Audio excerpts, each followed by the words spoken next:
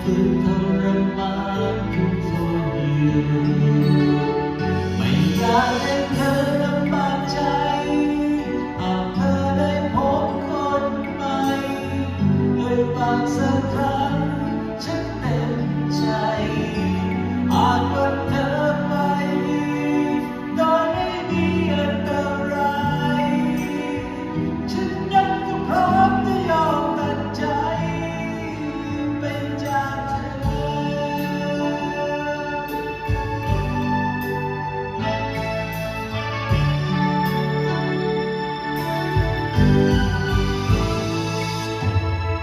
ขอให้เธอรู้ว่าฉันเข้าใจและคงไม่มีคำใดเรียกร้องยังคงยืนอยู่และคอยเฝ้ามองถึงแม้ว่าเราสองต้องจากไกลไม่ต้องห่วงฉันจะเป็นอย่างไร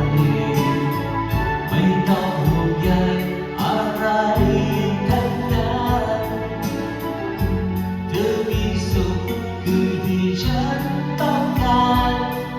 ยังเหมือนเมื่อวันวานไม่เคยเปลี่ยนไม่อยากให้เธอลำบากใจหากเธอได้พบคนใหม่เอ่ยปากสักครั้งฉันเต็มใจหากว่าเธอไม่โดยไม่มีอันตรายฉันนั้นก็พร้อมที่ยอมตัดใจไปจากเธอเธอเป็นคนเดียวที่อยู่ในหัวใจจะแปลกอะไรถ้าไม่เจอถึงแม้ต้องไกลแค่ตาไม่พบเจอแต่ฉันจะรักเธอตลอดไป